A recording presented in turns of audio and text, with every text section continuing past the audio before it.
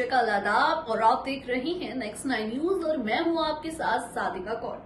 तो आज हम बात करने वाले हैं भारत में दिल्ली जगह में रहने वाली एक ऐसी जगह के बारे में जो जगह काफी डरावनी है। जी हाँ, वैसे आप सबने देखी होंगी ऐसी कई जगहें जिनके बारे में अक्सर कई तरीके की कहानियां सुनी जाती है और आप सभी काफी उत्सुक होते हैं उस जगह पर जाने के लिए और उसके बारे में, उसके इतिहास को जानने के लिए। तो क्या कभी आपने सुना है मालजा महल के बारे में? जी हाँ, आज हम आपको एक ऐसी डरावनी जगह के बारे में बताने वाले हैं जो दिल्ली में है। कहा जाता है कि विलायत बेगम ने ये जगह, ये महल पाने के लिए कई तरीके के कारनामे किए थे और कहा जाता है उनकी आत्मा आज भी वहां पर भटकती है। लेकिन इन बातों में कितनी सच्चाई है, ये बात आपको इसका पूरा इतिहास जानने के बाद ये पता चलेगी। लेकिन आपको बता दें, बेगम विलायत ने सरकार से भी लड़ बैठी थी इस महल को अपना बनाने के लिए और इस रिपोर्ट में हम आपको बताने वाले हैं आखिर यहाँ से जुड़े किस्से कितने तरीके की सच्चाइयों से जुड़े हुए हैं। तो चलिए देखिए हमारी ये रिपोर्ट।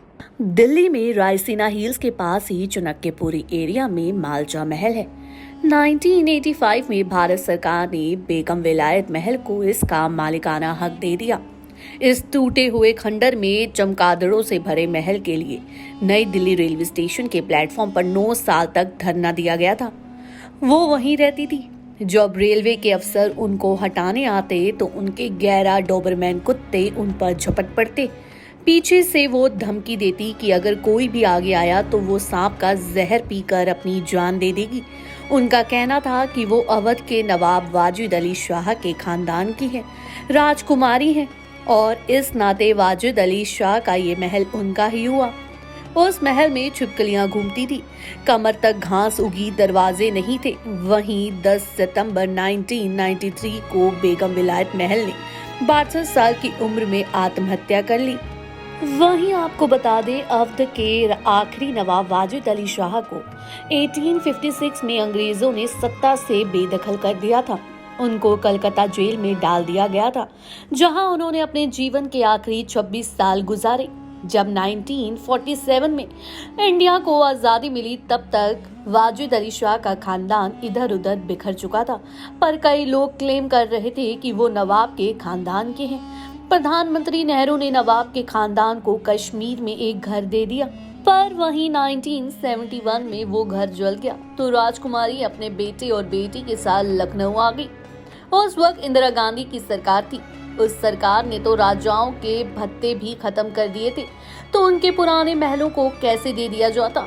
इसी वजह से बेगम ने कई दिल्ली रेलवे स्टेशन पर अपना राज्य बना लिया था। वहीं दूसरी तरफ बेगम के बेटे रियाज ने कहा था कि हम लोग रिक्वेस्ट नहीं करते हैं, हम मांग करते हैं। तो इंदिरा गांधी ने प्रॉमिस के बाद मालजा महल उनको दे दिया था।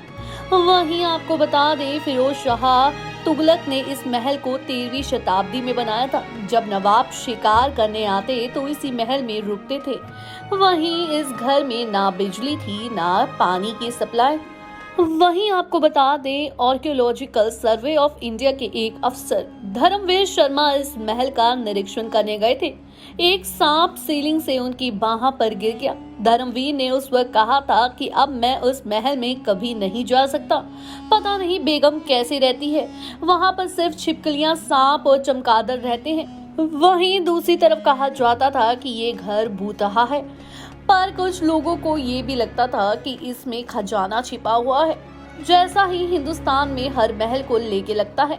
वहीं 24 जून 1994 को तो कुछ उत्साही लोग इस घर में उसी खजाने की तलाश में भी घुस गए थे। दोनों भाई बहन डर गए। उन्हें डर हो गया कि कहीं ये लोग उनकी माँ की कब्र ना खोद दे। वहीं आपको बता दें, लेकिन भाई बहन ने खुद ही माँ की कब्र खोद दी और बॉडी को जला दिया ताकि माँ की बॉडी को, कब्र को कोई नुकसान ना पहुँचे। राख को एक बर्तन में रख दिया। इस घटना के बाद दिल्ली के लेफ्टिनेंट गवर्नर ने उनको रिवॉल्वर मुहैया करवाई। एक वक्त था उन लोगों के पास 28 कुत्ते थे, पर आसपास के लोग उन कुत्तों को जहर देते रहते थे। बाद में कई मर गए। लोगों ने उनके महल से चांदी और सोने का सामान भी चुरा लिया था। वहीं आपको बता दें, धीरे धीरे इस महल के भूतहा होने की बात फैलने लगी। लोग कहने लगे कि एक दो पत्रकार भी कहानी की तलाश में इस महल में घुसे पर वापस नहीं लौटे। भाई बहन का बाहरी दुनिया से कोई वास्ता नहीं था, तो बस खाने पीने का सामान लेने घर से बाहर निकलते थे, मुंह पर कपड़ा बांध के। महल के सोने चांदी से उनका नाम चलता रहा। पत्रकार अक्सर समेत नेताओं ने उनसे कई वादे किए थे, पर सबने बाद में बात बदल दी। कई लोगों ने उनके झूठे बयान पेश कर दिए, जिसकी वजह से उनकी छवि खराब हो गई। वहीं दोनों भाई बहन बहुत अच्छे से पढ़े हुए हैं। सकीना ने तो मां के ऊपर एक किताब भी लिखी है। किताब का नाम है प्रिंसेस विलायत महल। वहीं आपको बता दें, इन दोनों भाई बहनों के पास एक पुरानी तोप भी है और कई लोग इनको खरीदना चाहते हैं, लेकिन इन दोनों ने देने से मना कर दिया। वहीं दूसरी तरफ आपको बता दें, एक रिपोर्ट में इंटरव्यू देते हुए राजकुमार ने कहा था कि उनको यकीन है कि वो राजकुमारी यानी अपनी बहन से पहले मरेंगे और राजकुमारी परंपरा का पालन करते हुए आत्महत्या करेगी। वहीं आपको बता दें कि अब ये दोनों भाई बहन हैं या नहीं, ये इस बात की किसी को खबर नहीं है, लेकिन कहा जाता है कि आज भी मालचा महल से कई तरीके की आवाजें आती है। कहा जाता है कि विलायत बेगम की आत्मा आज भी उसी खंडर में भटकती है और वहीं दूसरी तरफ विलायत बेगम का ये सपना कि ये महल उनका है, वो सपना ही रह गया, क्योंकि वो इस जिंदगी को अच्छे से जी ही नहीं सकी। और आज भी कहा जाता है कि मालचा महल में वही कुत्तों के भौंकने की आवाजें तक आती है। कई देशों से यात्री यानी कि टूरिस्ट वहां पर मालचा महल का इतिहास जानने के लिए गए हैं और आज भी मालचा महल की कहानियां अक्सर सुनाई जाती हैं। जी हाँ, यूट्यूब चैनल देख लें या फिर इंटरनेट की दुनिया देख लें, मालचा महल के इतिहासकारों ने अलग अलग ही कहानियां बना रखी हैं मालचा महल की।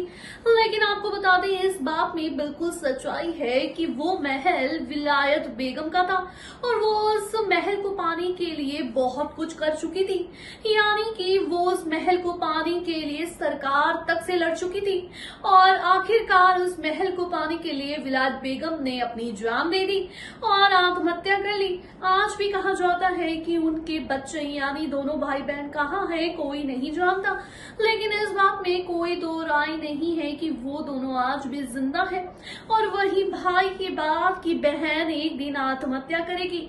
इस बात में कितनी सच्चाई है ये हम नहीं जानते, लेकिन आपको बता दें, आज भी उनकी माँ उस महल में भटकती है, आज भी उनके कुत्तों की आवाजें वहां से आती है और यही वजह है कि वो आज एक टूरिस्ट प्लेस बन चुका है। मालचा महल में कई तरीके के लोग अपनी अपनी राय लेने के लिए जा चुके हैं, कई साइंटिस्ट तक वहां पर जा चुके हैं कि क्या। अगर आपको हमारी ये वीडियो अच्छी लगी हो तो कमेंट सेक्शन में जाके कमेंट करना ना भूलें और ऐसे ही रिपोर्ट से, ऐसी खबरों से और ऐसे ही इतिहास से जुड़ी बातों से जुड़े रहने के लिए देखते रहें नेक्स्ट 9 न्यूज और मैं हूँ आपके साथ सादिका कौर। धन्यवाद।